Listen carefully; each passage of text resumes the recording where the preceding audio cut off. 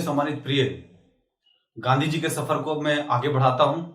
और मैंने कहा भी था कि मॉडर्न इंडिया का जो हर एक कंसेप्ट हम लोग के सामने जो दिखेगा वो अपने आप में एक बेहतरीन कंसेप्ट होगा। और इस कंसेप्ट के सहारे आप मॉडर्न इंडिया के प्रत्येक सवालों को बहुत अच्छे तरीके से आप सॉल्व कर सकते हैं। मैंने कहा भी था कि अभी वक्त है और वक्त में हम लोग टेस्ट वर्ड अपना हर टेस्ट को लेकर के पढ़े तो ज्यादा बेहतर होगा। क्योंकि देखिए बिना आपके टेस्ट वर्ड से कोई चीज अच्छा नहीं होगा। जो चीज आपको बेहतर लगता है तभी वो आप उस पर बेहतरी कर पाएंगे जब उसमें आपका इंटरेस्ट लेवल अच्छा होगा। तो जीएस का ये जो सफर है इसमें थोड़ा डेट का मामला है, तो डेट को आप लोग बहुत अच्छे तरीके से रख पाएंगे। तो चलते हम लोग इसके प्रारूप को तैयार करते हैं। आपने सुना होगा हमने 15 से सफर तैयार किया था गांधी जी का। 1915 में आगमन, 16 में साबरमती आश्रम की स्थापना, 17 में चंपारण सत्याग्रह की बात हुई थी, 18 में खेड़ा आंदोलन की बात हुई थी और उसी 18 में अहमदाबाद मिल हड़ताल की जो बात हुई थी वह भी एक महत्वपूर्ण घटना थी। अब 19 की घटना पर एक बार हम लोग नजर डालते हैं। बोलता है 19 में एक नियम बना था, इसका नाम था रॉलेट एक्ट। नाम सुना होगा, बहुत फेमस नाम है रॉलेट एक्ट। एक्चुअली इसको काला अधिनियम, काला कानून, आतंकवाद अपराध अधिनियम कहा गया है। ये तीनों नाम से इस रॉलेट एक्ट को जाना, काला अधिनियम, काला कानून, आतंकवाद अपराध अधिनियम। अब इसको सामान्य भाषा में समझिएगा कि आखिरकार रॉलेट एक्ट को काला अधिनियम क्यों कहा गया, आतंकवाद जो इसको हम लोग आतंकवाद अपराध अधिनियम क्यों कहे, साथ ही साथ हम लोग इसको काला अधिनियम ब्लैक एक्ट क्यों बोले, क्या वजह था।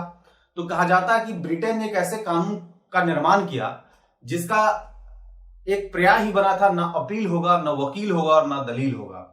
मतलब आपको शक के आधार पर आपकी गिरफ्तारी हो जाएगी और आपकी गिरफ्तारी होगी तो आप इस पर दलील भी अपना नहीं दे सकते हैं, वकील भी नहीं रख सकते हैं। तो कहने का मतलब है कि ये जो लाइन मैंने लिखा है ऊपर में, बिना अपील का, बिना वकील का और बिना दलील का कानून बनाया, तो हम लोग एक तरह से कह सकते हैं कि एक तरह का अंधा कानून था जो कहीं ना कहीं हमारे जो मौलिक अधिकार थे, जो फंडामेंटल राइट में जो हम लोग हैबियस कॉर्पस की बात करते हैं, बंदी प्रत्यक्षीकरण की बात करते हैं। अगर किसी आदमी को अरेस्ट किया जाता है तो उससे पूछा जाता है कि किस आधार पर आप अरेस्ट कर रहे हैं, क्या वजह है, इसके पीछे क्या माजरा है, उन चीजों को जानना आवश्यक होता है।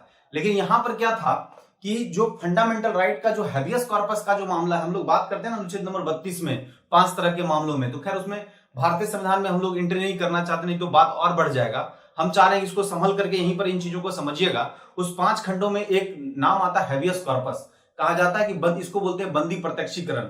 24 घंटे के अंदर अगर कोई आरोपी है तो उस पर आरोप तय होता है तो आप उसे जो कुछ भी सजा न्यायपालिका देगी उसे न्यायपालिका उसे सजा देगी। अदरवाइज 24 घंटे से ज्यादा आप उसे अपने पास नजरबंद करके नहीं रख सकते हैं, अपने पास नहीं रख सकते हैं, उसे आपको आखिरकार रिहा करना होता है। तो हमारे देश का जो एक कानून अभी जो तय हुआ, चूंकि हम लोग बात करेंगे फंडामेंटल राइट का तो बहुत लंबे समय से हम लोग को आगे की ओर इसको अप्रोच करना पड़ेगा। क्योंकि हम लोग जैसा कि जानते हैं कि मौलिक अधिकार की बात तो हमारे कांग्रेस अधिवेशन से ही इसका सूत्रपात हो गया था। लेकिन बस इतने बात को अपने दिमाग में रखिएगा कि उस समय जो रॉलेट एक्ट आया था 1919 का, जिसको काला कानून, जिसको हम लोग अंधा कानून भी बोल सकते हैं, आतंकवाद जो हम लोग बार बार इसको बोल रहे हैं आतंकवाद अपराध अधिनियम, ये जो कानून की तैयारी की गई ये पूरी तरह से थी कि ना अपील होगा, ना वकील होगा, ना दलील होगा। तो कहने का मतलब है कि एक तरह से अध्यारोपित था भारतीयों पर यह कानून कि किसी तरह से अगर आप क्रांतिकारी की चीजों में शामिल होते हैं तो जब कभी ब्रिटेन को होगा तो किसी को गिरफ्तार कर सकता है, तो निश्चित तौर पर इसके खिलाफ तो लोग होंगे ही। तो कहा जाता है कि यहां पर जो हमने लिखा है कि बंदी प्रत्यक्षीकरण का निलंबन हो गया, suspension of the habeas corpus, जो एक्ट था, जो लॉ था, उसका सस्पेंशन हो गया कि आप बिना वजह का किसी व्यक्ति को आप पकड़ लेते हैं और पकड़ने के बाद वो अपना अपील भी नहीं कर सकता, दलील भी नहीं दे सकता, इवन वकील भी नहीं रख सकता है। तो निश्चित तौर पर एक काला अधिनियम, रॉलेट एक्ट को एक काला अधिनियम या आतंकवाद अपराध अधिनियम भी कहा जा सकता है। तो जाहिर सी बात है कि अगर इस तरह के कानून हमारे यहाँ देखने को मिलेंगे तो इसके खिलाफ जो है ना देशव्यापी हड़ताल होगा। और हुआ भी। ये घटना है 6 अप्रैल 1919 को पूरी तरह से देशव्यापी हड़ताल हुआ कि भाई आपने ऐसा क्यों कानून बना दिया कि जब कभी आपको जरूरत होगी किसी को आप गिरफ्तार कर लेंगे। और इसका हम लोग देख भी सकते हैं कि दिल्ली से इसका विरोध कर रहे थे स्वामी श्रद्धानंद। क्वेश्चन आता भी है कि दिल्ली से इसका विरोध करने वाले व्यक्ति का नाम था स्वामी श्रद्धानंद, जबकि लाहौर और पंजाब से डॉक्टर सतपाल एवं सैफुद्दीन किचलू ने इसका विरोध किया था कि भाई आप अपने इस रॉलेट एक्ट के कानून को खत्म कीजिए, नहीं तो यहां से आंदोलन का जो स्पीड है वो और तेज हो जाएगा। दिल्ली से नेतृत्वकर्ता के तौर पर स्वामी श्रद्धानंद और लाहौर और पंजाब से डॉक्टर सतपाल एवं सैफुद्दीन किचलू। सैफुद्दीन किचलू के बारे में एक बार आपसे बात कर ले कि सैफुद्दीन किचलू के बारे में एक बहुत महत्वपूर्ण क्वेश्चन है कि सबसे पहले एक पुरस्कार होता है शांति का पुरस्कार, स्टालिन पुरस्कार उसका नाम है। शांति के क्षेत्र में स्टालिन पुरस्कार दी जाती है, तो वो शांति के क्षेत्र में स्टालिन पुरस्कार पाने वाले पहले व्यक्ति थे सैफुद्दीन किचलू। यह भी आपके माइंड में होना चाहिए। तो ध्यान रखना है कि दिल्ली से स्वामी श्रद्धानंद ने और लाहौर और पंजाब से डॉक्टर सतपाल एवं सैफुद्दीन किचलू ने इसका नेतृत्व किया था। और इन दोनों में स्वामी श्रद्धानंद और यहां पर ध्यान देना है और डॉक्टर सतपाल, इन दोनों के निमंत्रण पर गांधी जी भी इसमें पार्टिसिपेट किया। आपको पता भी है कि गांधी जी जब किसी आंदोलन में अपने आप को पार्टिसिपेट कराते थे, उस आंदोलन का जो स्वरूप होता था वो पूरी तरह से बदल जाता था और उसको हम लोग कह सकते हैं कि एक राष्ट्रव्यापी आंदोलन के तौर पर उसे जाना जा सकता था। लेकिन दिक्कत इस बात की थी कि अंग्रेजों ने गांधी जी को पंजाब के प्रवेश पर रोक लगा दी। इवन गांधी जी नहीं बल्कि जितने सारे नेता बाहरी थे उन्हें पंजाब प्रवेश पर रोक लगा दिया गया। हमारे हिंदुस्तान के अंदर ही अगर हमें ही अपने घर में आने पर रोक लगा दिया जाए, हमें ही अपने क्षेत्र में जाने पर रोक लगा दिया जाए, तो बिल्कुल इसका असर तो महत्वपूर्ण होगा। तो हम लोग कह सकते हैं कि इसके बाद जो एक परिणाम सबसे महत्वपूर्ण हम लोग के सामने देखने को मिलेगा 13 अप्रैल 1919 की घटना, जिसका नाम होगा जालियांवाला बाग हत्याकांड। तो हम लोग कह सकते हैं कि जालियांवाला बाग हत्याकांड का जो मूल कारण था वो मूल कारण में रॉलेट एक्ट के बीच छुपे हुए थे। अब रॉलेट एक्ट जैसा कानून आया तो पक्का देशव्यापी हड़ताल होगा और देशव्यापी जब हड़ताल होगा तो निश्चित तौर पर जो नेतृत्वकर्ता होंगे वो तो टारगेट में आएंगे ही। और नेतृत्वकर्ता के तौर पर दिल्ली से स्वामी श्रद्धानंद और लाहौर और पंजाब से डॉक्टर सतपाल एवं सैफुद्दीन किचलू को आप लोग देख सकते हैं। अब यहां पर क्या है ना, इसमें क्या किया गया था, तात्कालिक और मौलिक कारण था। तो कह सकते हैं कि जो ये आंदोलन चल रहा था इसके मौलिक कारण तो रॉलेट एक्ट ही था, लेकिन तात्कालिक कारण क्या था कि इमीडिएट अगर कोई आप अनाउंसमेंट करते हैं तो उसके खिलाफ लोगों का एक अप्रोच होता है। जैसे पंजाब में प्रवेश पर रोक को हम लोग तात्कालिक कारण मान सकते हैं। तो सारे लोग इसका देशव्यापी विरोध हो रहा था, पूरे देश में सब लोग इसको विरोध कर रहे थे कि भाई आपका काला कानून, अंधा कानून, ये किस तरह का कानून बना दिए हैं जहां पर हमारा निलंबन हो जाता है बंदी प्रत्यक्षीकरण का, जहां पे हैबियस कॉर्पस जैसा का जो कंसेप्ट है वो पूरी तरह से खारिज हो जाता है। तो इस चीज को आप बिल्कुल खत्म करें। ये जो आपने काला कानून और अंधा कानून को इंट्रोड्यूस किया है ये हमें किसी तरह से एक्सेप्टेंस नहीं है और सभी लोगों ने इसका नेतृत्व शुरू किया। लेकिन दिक्कत इस बात की हुई कि 2 व्यक्ति की गिरफ्तारी हो गई, जिनमें से एक डॉक्टर सतपाल एवं सैफुद्दीन किचलू को बिना वजह कर गिरफ्तार कर लिया गया। वैसे आपको बता दें कि इससे पहले रॉलेट एक्ट के खिलाफ जो है ना वो सभी लोग बहुत अहिंसात्मक तरीके से एक जुलूस निकाले थे, उसमें किसी तरह का हिंसा का प्रयोग नहीं किया गया। लेकिन अगर आप भीड़ पर किसी तरह से आप गोली चलवाइएगा या भीड़ पर आप किसी तरह से बल का प्रयोग कीजिएगा तो निश्चित रूप से भीड़ का जो डायरेक्शन होता है वो कभी भी लीनियर डायरेक्शन नहीं होता, वो रैंडम में काम करती है। तो जो भीड़ जो था, जो देशव्यापी हड़ताल चल रही थी, उस पर अगर आप बल का प्रयोग कीजिएगा तो पक्का है कि वो भीड़ जो है ना उसका कन्वर्जन किसी दूसरे रूप में हो जाएगा और हो भी गया। वो लोग क्या कर रहे थे कि आराम से रॉलेट एक्ट का विरोध कर रहे थे और इस विरोध में क्या हुआ कि वो लोग अहिंसात्मक तरीके से इस कार्य को कर रहे थे, लेकिन उसके दबाव की वजह से इसका कन्वर्जन हिंसात्मक में हो गया। और हिंसात्मक में कन्वर्जन होने के बाद क्या हुआ कि इन लोगों ने भी किसी चीज को नहीं बख्शा। जितने भी सरकारी इमारत थे, सरकारी जितना भी तंत्र था, जितना भी सिस्टम था, सबको ये लोग ध्वस्त करना स्टार्ट कर दिया। यानी आप कह सकते हैं कि जो अहिंसात्मक दृष्टिकोण था उसका स्वरूप अब हिंसात्मक दृष्टिकोण में चेंज हो गया था। और सबसे इस पर महत्वपूर्ण कारण था डॉक्टर सतपाल एवं सैफुद्दीन किचलू की गिरफ्तारी। तो अब क्या है कि इस पर एक चीज ध्यान देना है कि डॉक्टर सतपाल एवं सैफुद्दीन किचलू की गिरफ्तारी हुई और इधर गांधी जी को भी पलवल हरियाणा से 8 अप्रैल 1919 को गिरफ्तार कर लिया गया। तो अब निश्चित तौर पर था क्या कि देशव्यापी हड़ताल थी और ये सारे लोग काम करना चाह रहे थे। तो इन लोगों ने एक तय किया कि नहीं, अब इसके लिए कुछ ना कुछ एक उपाय हम लोग को निकालना होगा और उस उपाय के तहत ही हम लोग कुछ अब बेहतर कर पाएंगे। क्योंकि रॉलेट एक्ट का जो कनेक्टिविटी है वो जालियांवाला बाग हत्याकांड है, जो हमारे देश का एक सबसे बड़ा हत्याकांड माना जा सकता है। आज भी आप जाइएगा तो उन चीजों को देख करके आपका रूह कांप जाएगा। जैसे आप कभी अमृतसर घूमने जाइएगा तो निश्चित तौर पर अमृतसर का जो मंदिर आप घूमिएगा तो उसके पास ही जालियांवाला बाग हत्याकांड में आप जाकर देख सकते हैं कि उस तरह से चारों तरफ दीवालों पर खड़ा होकर के उस निहत्थे पर गोली चलाना और जान बचाने के लिए उन लोगों का कुआं में कूदना, यह एक तरह का एक हमारे हिंदुस्तान के लिए एक ब्लैक डे ही था, काला इतिहास ही था। तो हम इस बात का जो आधारिक संरचना है वो रॉलेट एक्ट से ही आगे बढ़ाएंगे। और चूंकि रॉलेट एक्ट में हम लोग देख चुके हैं कि अब यहां पर डॉक्टर सतपाल एवं सैफुद्दीन किचलू की गिरफ्तारी होती है और इसका जो महत्वपूर्ण परिणाम होगा वो जालियांवाला बाग हत्याकांड होगा। तो डॉक्टर सतपाल एवं सैफुद्दीन किचलू की गिरफ्तारी के खिलाफ सभी लोग बहुत आराम से जालियांवाला बाग में एक मीटिंग कर रहे थे। लेकिन अब इस मीटिंग के खिलाफ जो है ये लोग का कार्यक्रम अब आगे बढ़ गया। तो इस आगे बढ़े हुए चीजों को हम लोग को इस तरीके से समझना है। अब समझिएगा इस सफर को हम लोग कहां देखते हैं। सफर को समझने के लिए आपको जानना पड़ेगा कि देखिए स्थिति क्या थी, स्थिति को समझना आवश्यक है। अब अमृतसर की स्थिति को सामान्य करने के लिए सैन्य अधिकारी ब्रिगेडियर जनरल आर डायर, देखिएगा कभी कभी कुछ लोग एक ही तरह के क्वेश्चन को बोलते हैं। माइकल ओ डायर अलग थे और ब्रिगेडियर जनरल आर डायर अलग थे। जब देशव्यापी हड़ताल अहिंसात्मक तरीके से हो रहा था और उसका कन्वर्जन हिंसात्मक में हो गया, तो निश्चित रूप से वहां पर शांति व्यवस्था कायम करने के लिए अमृतसर की स्थिति को सामान्य करने के लिए सैन्य अधिकारी ब्रिगेडियर जनरल आर डायर को कार्यभार सौंपा गया कि भाई आप वहां पर देखिए, सामान्य स्थिति कीजिए, क्योंकि अब वहां पर विद्रोह का जो सीमा है, जो एक्सप्लोसिव जोन है वो खड़ा हो चुका है। और उसमें जबकि पंजाब के उसमें लेफ्टिनेंट जो थे वो माइकल ओ डायर थे। दोनों ध्यान रखिएगा, ब्रिगेडियर जनरल आर डायर और ओ डायर दोनों में कंफ्यूजन नहीं होना। उसमें पंजाब के लेफ्टिनेंट जो थे वो माइकल ओ डायर थे। और जबकि जिस सैन्य अधिकारी ब्रिगेडियर को वहां पर सौंपा गया था वहां की स्थिति को सामान्य करने के लिए, वो थे जनरल आर डायर। अब क्या हुआ था कि सैफुद्दीन किचलू और डॉक्टर सतपाल की गिरफ्तारी को लेकर सभी लोग इकट्ठा हुए जालियांवाला बाग में और वहां पर मीटिंग चल रही थी। कहा जाता है कि लगभग 20,000 लोग थे। इतने लोग मीटिंग कर रहे थे। इस मीटिंग में था कि भाई उन दोनों की गिरफ्तारी हुई, इसके खिलाफ एक शांतिपूर्वक एक बैठक आयोजित किए जा रहे थे। लेकिन कहा जाता है कि कभी कभी हमारे हिंदुस्तान में कुछ लोग ऐसे रहे हैं शुरुआती दौर से, तभी तो अंग्रेज जैसे लोग यहाँ पर बहुत अच्छे तरीके से काबिज हो पाए।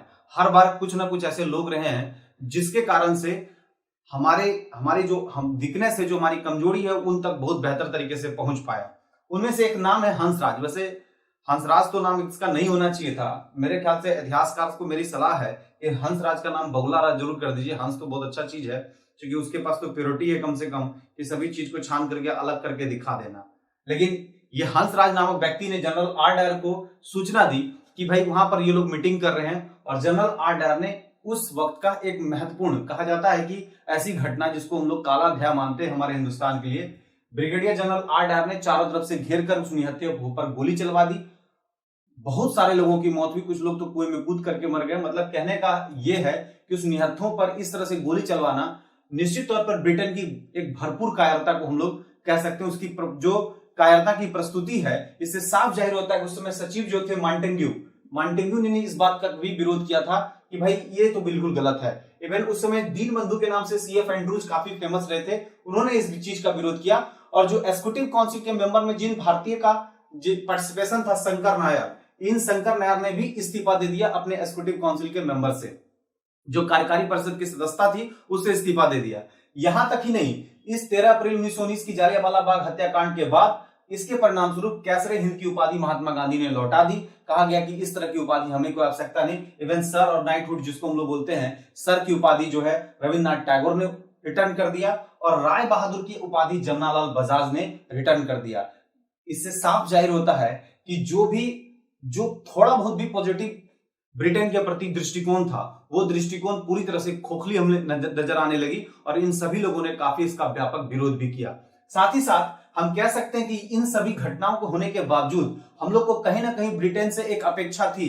हम लोग उससे एक्सपेक्ट कर रहे थे कि चलिए एक काम तो करेगा, इस पर जांच बिठाएगा और जांच के बाद जो कोई भी इसके लिए रिस्पॉन्सिबल होंगे उसे कड़ी से कड़ी सजा मिलेगी। लेकिन मुझे लगता है कि जो इसके लिए जांच कमेटी का भी गठन हुआ और आपको पता है कि इसके लिए एक कमेटी का गठन किया गया था जिसका नाम था हंटर कमेटी का गठन भी किया गया। लेकिन वो हंटर कमेटी ने जिसे सजा होनी चाहिए थी उसे सजा न दे करके उसे पूरी तरह से राफ साफ बता दिया। तो कहने का मतलब है कि जो एक बहुत बड़ी घटना थी, अगर ब्रिटेन ने ये बहुत बड़ी घटना की तो इसका एक्सेप्टेंस भी एक बहुत बड़ा मामला हो सकता था।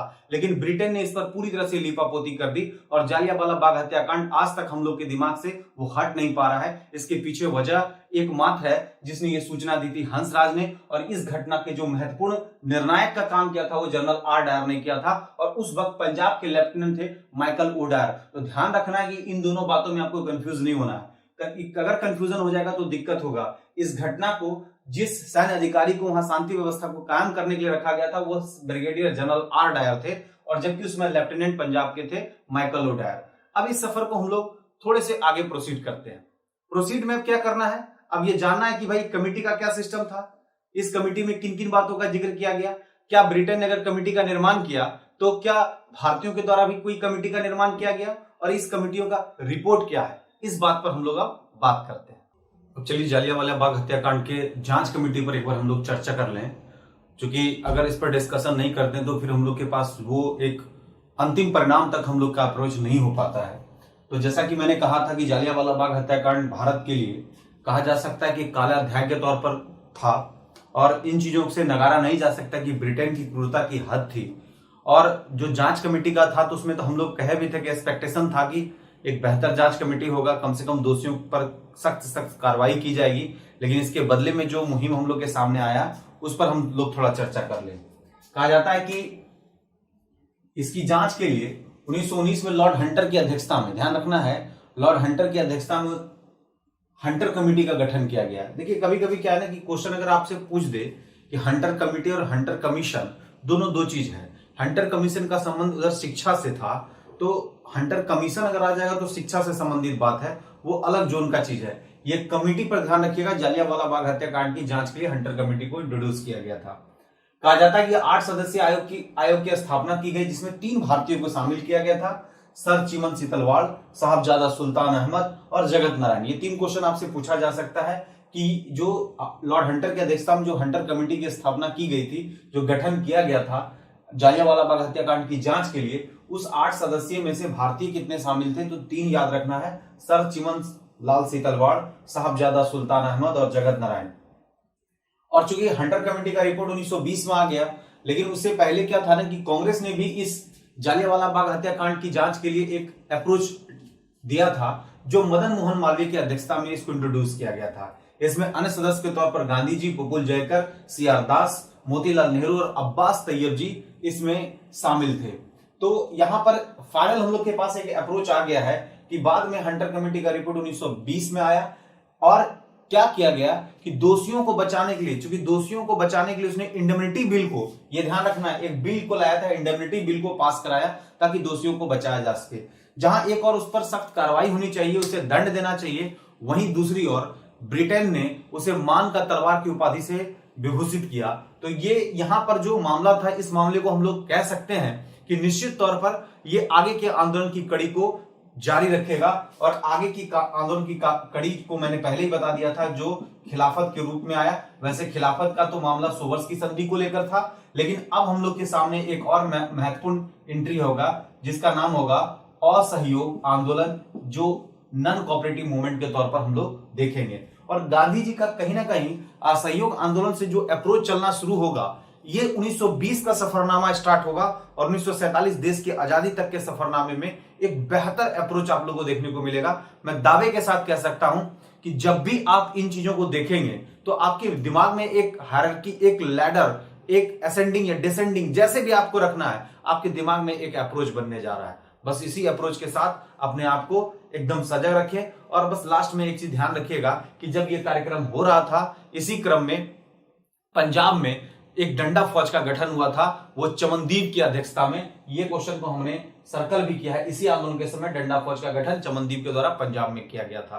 तो आपको ध्यान में रखना है कि 8 सदस्यीय कमेटी में 3 भारतीय थे, और जो हंटर कमेटी का जो गठन किया गया था 1920 में, इसका रिपोर्ट आया, और उन दोषियों को बचाने के लिए इंडेमनिटी बिल को भी पास किया गया। इधर कांग्रेस की तरफ से मदन मोहन मालवीय ने भी अपनी अध्यक्षता की, और इसकी जांच कमेटी का निर्धारण करने को एक कमेटी का निर्माण किया, लेकिन इसका कोई बहुत अच्छा परिणाम नहीं आया, और इसी का एक अंतिम परिणाम हम लोग के सामने देखने को मिलेगा, असहयोग आंदोलन, नॉन कोऑपरेटिव मूवमेंट।